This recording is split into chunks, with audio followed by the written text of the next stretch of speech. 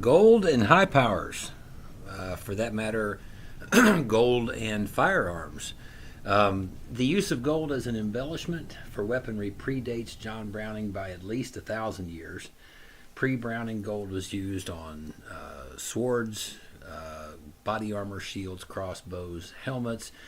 Sometimes this was as a reflection of status, but as always as a reflection of pride in something valued. And that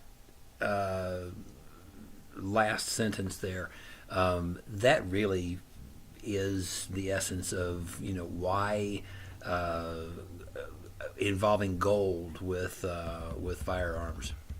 This special video session of High Power University explores both the popularity of the use of gold in the high power pistol design as well as the reasons for the generalized scarcity of gold-plated components for high power owners. This is BHSpringSolutions High Power University, and I'm Mark Allen. Let's get started.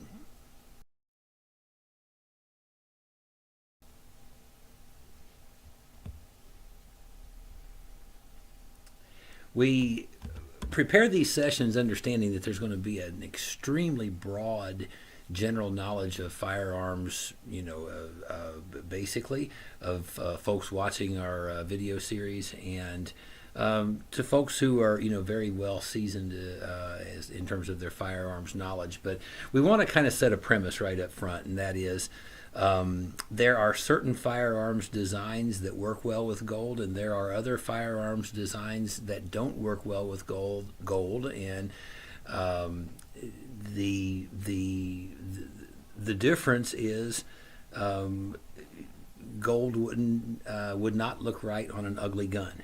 And just kind of even the thought of it seems like well, what would you do that for? If a gun is ugly, well, why would you there's a lot of analogies that can be applied to that, but there are and there have been in history designs that are so artistically elegant that they get adorned with gold, and the Browning Arms Company is one that is relatively, I would call, famous for this, and I think it is a real point of pride. What you're seeing or looking at here on the screen is a high grade Auto 5 John Browning's and the world's first semi-auto shotgun, with gold inlays and of course the engraving and the almost required I call it gold trigger, and we'll be talking a little bit more about that.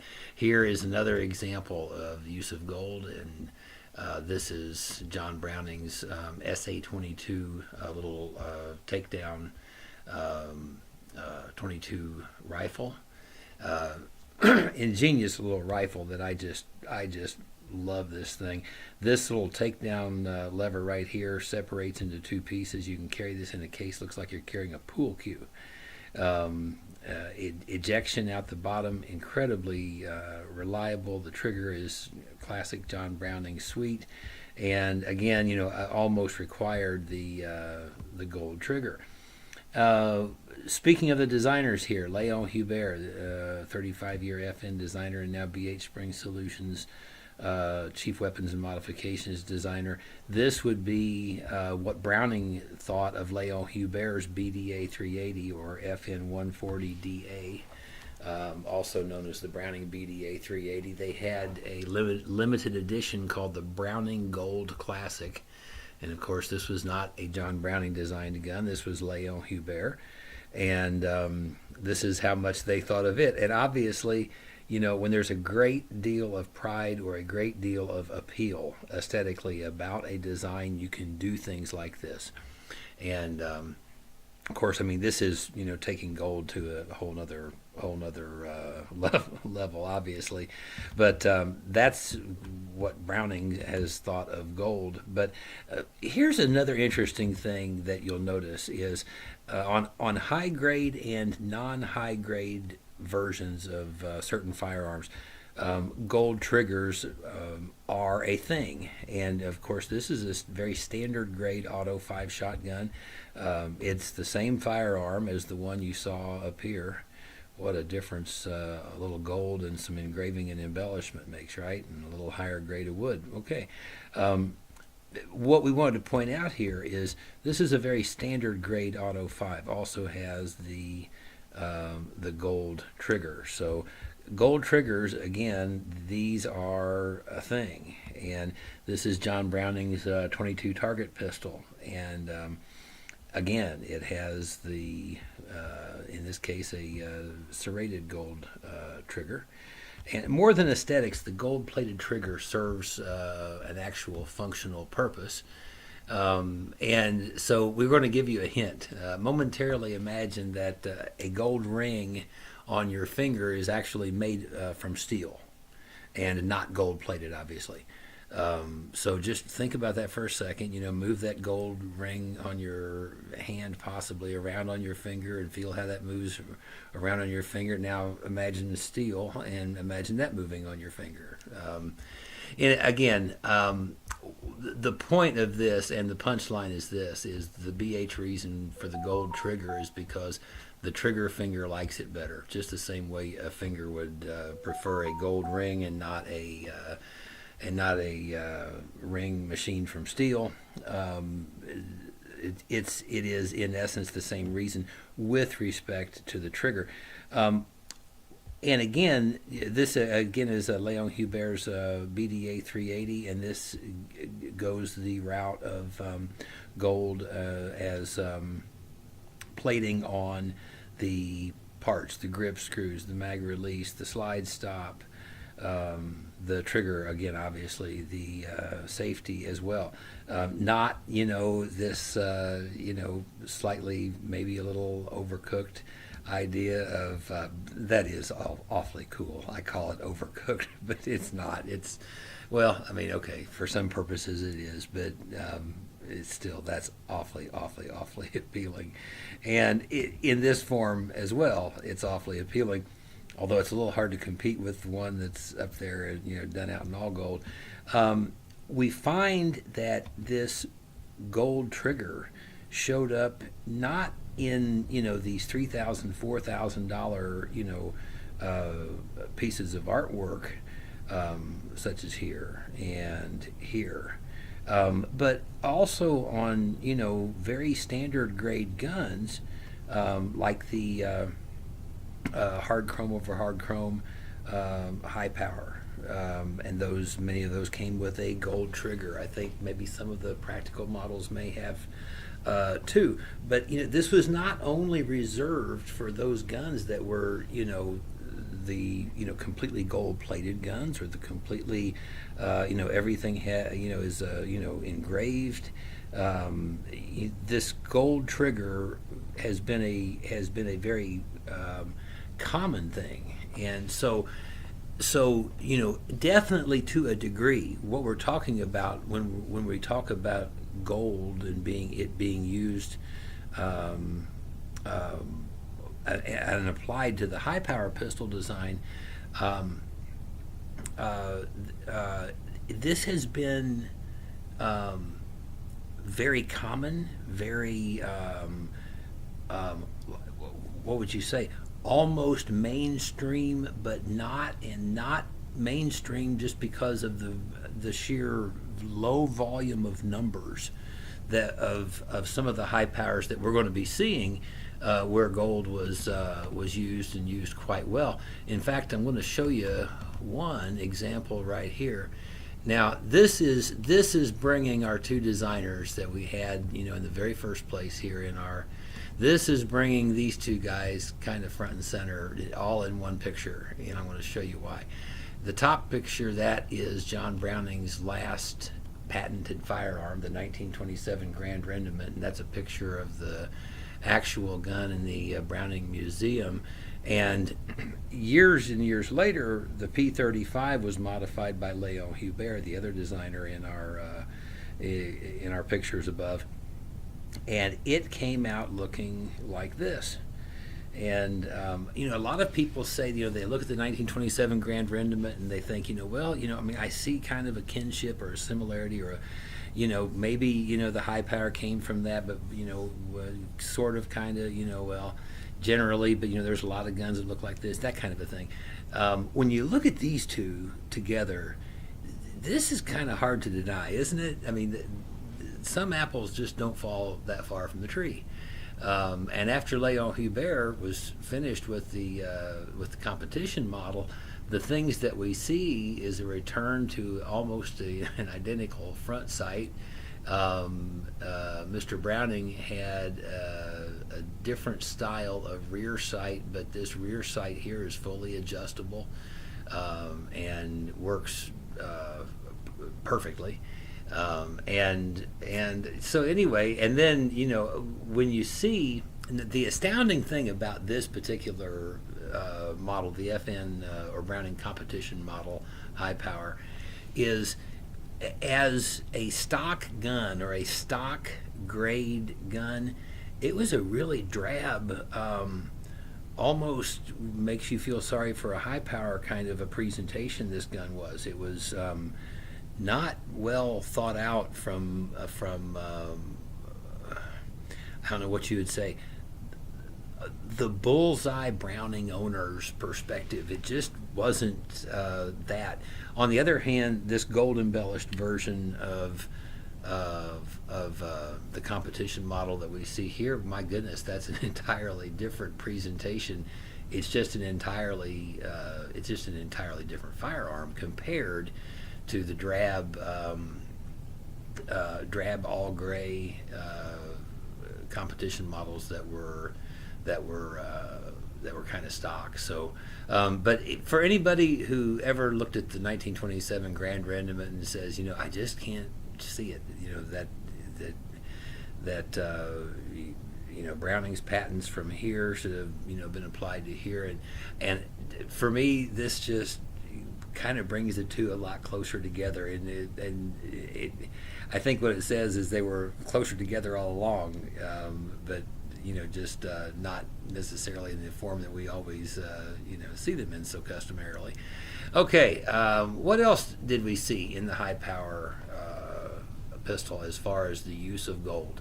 This was a special CIA commemorative high power, and you know, here's the thing, that when you have a commemorative of whatever it is for so many different occasions, like there were high powers released, commemorative high powers for, you know, just about everything, I think, a lot of things. And this one was a CIA commemorative high power, and I always get a kick out of this serial number. It's CIA and then 007.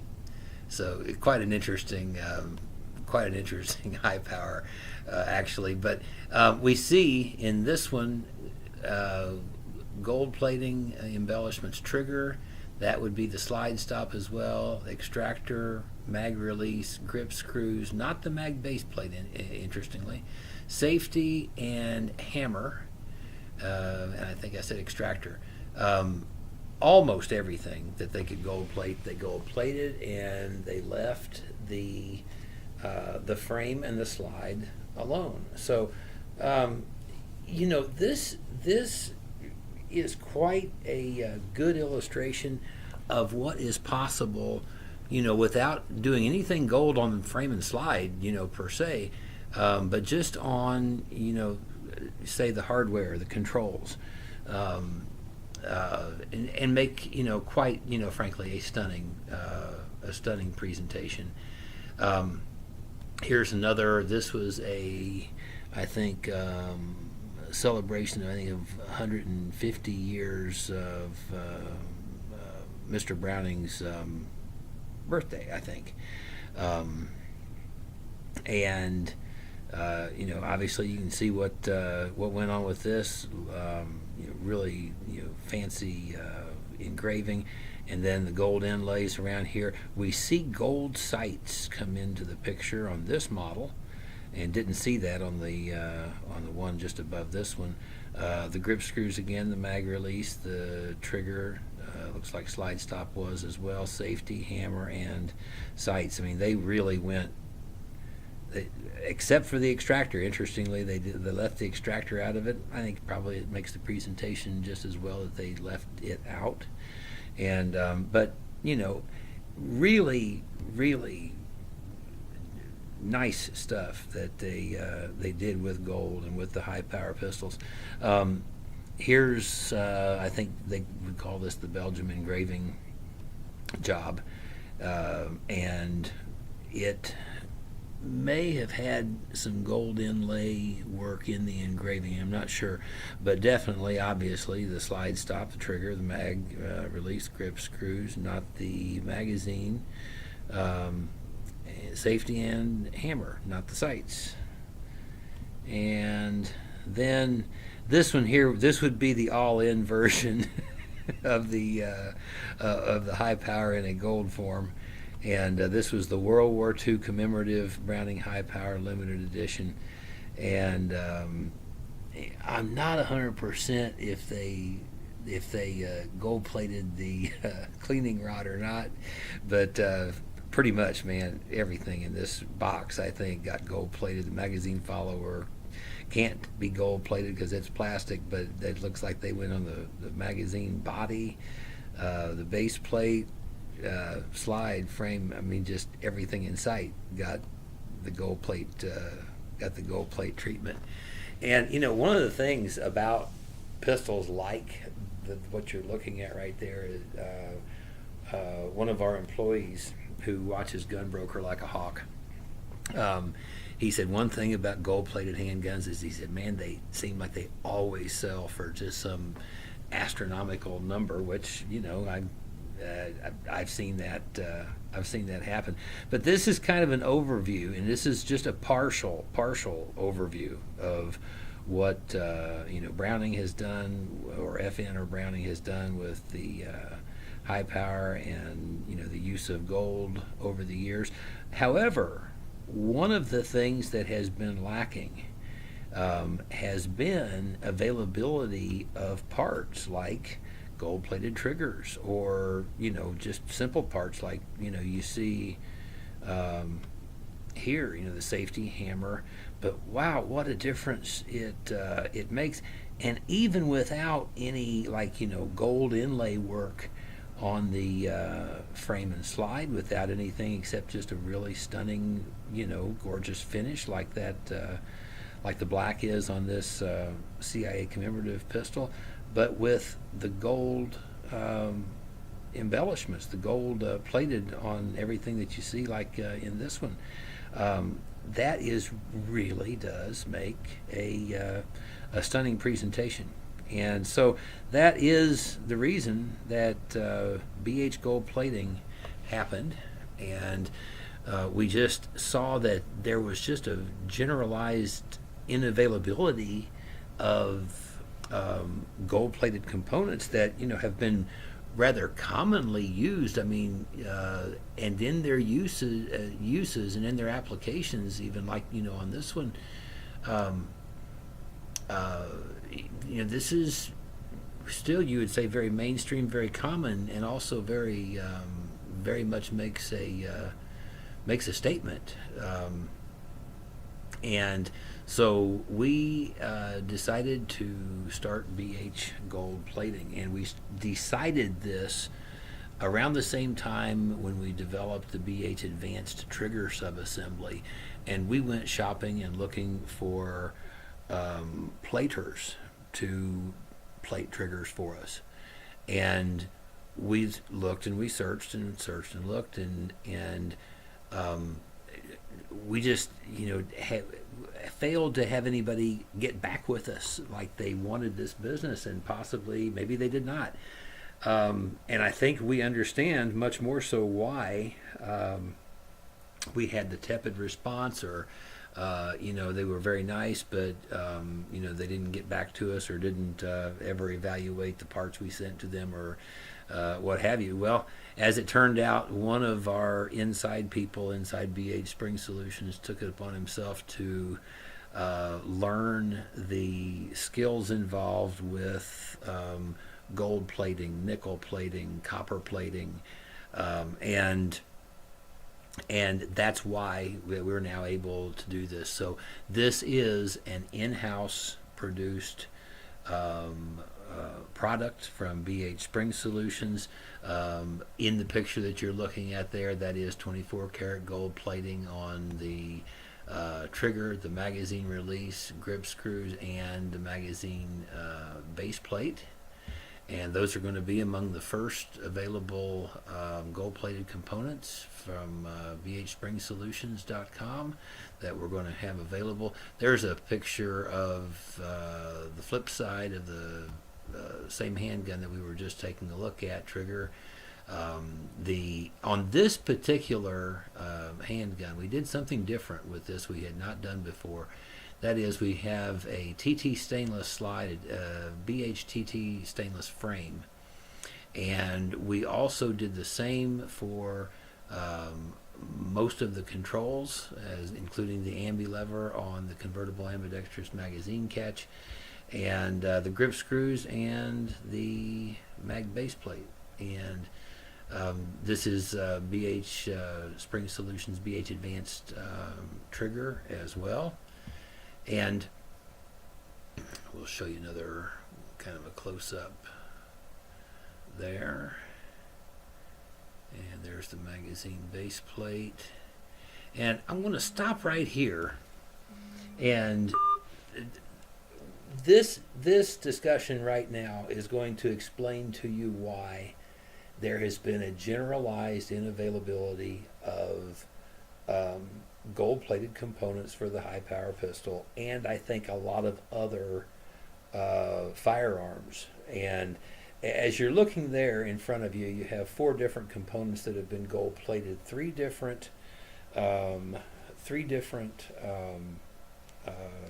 steels, 3 different metals that you start out working with. We've got the trigger that's machined, the hammer on the SFS hammer strut, and the extended slide stop.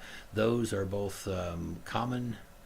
And then the nickel magazine base plate that has been gold plated. And there are other components that have variables that, in addition to what you're seeing right there.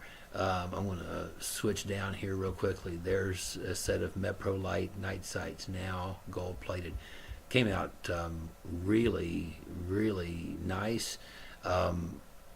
We'll be talking a little bit about that kind of a finish, that you can get that sort of a reflection in the gold plating, and the importance of that. But the trick or the challenge that there is inevitable in the gold plating process, and the reason that it's very difficult to get gold platers interested in this work is the actual gold plating part is a tiny percentage of the entire process, because finished metal that is suitable for, say, a black oxide finish, which is, for example, the SFS parts and the trigger, in their normal finishes. That does not mean the metal is suitable for gold plating or any plating. That is a different grade of fine polishing that is necessary in order to get a plating result that ultimately is going to give you that sparkles in her eyes, or she can comb her eyelashes in the bottom of your magazine base plate like it's a mirror. In order to get that, your starting point starts a process of bringing the metal, and this is typically manual polishing of the metal until the metal has arrived at a at a condition so that plating is going to be successful, and you're going to get the look, the shiny gold um, appearance that we expect, from gold. Um, the flip side of this, and this would be the learning curve for learning, how to do this, is when you don't get the preparation of the metal right, you get results that kind of look like a matte gold. In other words, it's a dull gold. It's gold, but it's not what you're envisioning when someone says gold. You envision something that you can breathe heavy on it and wipe it with a handkerchief or a cloth or something, and it shines up, and it's just stunning, right? So that's where gold plating, gun parts generally, becomes a rather difficult thing to get done. Um, the actual gold itself, well, yes, it's more expensive than it used to be. However, that's again a rather light side of the cost of what you see in a plated in a gold plated part. Most of the expense is getting the metal to the point of suitability for plating generally, so that you get the results that you ultimately want. So it's a matter of, for any plater, it's a matter of taking the time to trial and error and test and prescribe for each part, exactly, what needs to be done, which kind of polishing bob, which kind of polishing paste, which, is it, hand manual rubbing, is it Dremel tool polishing, what is the right prescription to get the most optimal result. Another technique that we came across, which admittedly it adds labor and it adds expense, but it also creates the kind of results you're seeing in these pictures, and that is many steel parts plate better when there is a copper underplate done first. So you actually plate the part with copper, and gold likes to plate to copper. And then there's a couple more advantages of the copper underplate as well, but one of them is the appearance, and that is the result we just recently got on gold plating Metro Light night sights. Yes, we've successfully done an extractor as well, and the extended slide stop. We will have standard slide stops, standard mag catches, the convertible ambi mag catches as well, triggers. We're going to, now that we have developed the techniques of metal preparing for all of the different metals that are involved, and the different hardnesses of the different metals that are involved, and the different finish smoothness, as an example, of different parts based on their manufacturing techniques. Now that we're at the point where we have these parts of the processes prescribed, and we know what we're doing in order to get just a superior result. What I was mentioning before, the copper underplate, that's a nice one, because gold, ultimately, if it is used, it can start wearing away. It is soft metal. Having a copper underplate is different than wearing gold through to steel. Copper underplate, you will have a much less noticeable wear through of the gold, and again, it's more expensive, and it's more parts or steps in the process, but it really, we believe, is giving the highest quality presentation as far as the gold finish on many of the parts, again depending on their depending on the material that is involved. So we're looking forward to, guys that have high powers, that this is just something that is a pride thing, and it's understandable, and just having the availability to take a high power that you have at home and dress it up and make the presentation, just as an example, something like what we're seeing on the screen right there. This is very mainstream for the high power design. It's been a very, very common thing. It's just not been an available thing, and on any kind of scale, frankly whatsoever. So anyway, that is the presentation for today, all about gold and high powers. Folks, thanks for watching High Power University. I'm Mark Allen for BHSpringSolutions LLC and BHSpringSolutions.com.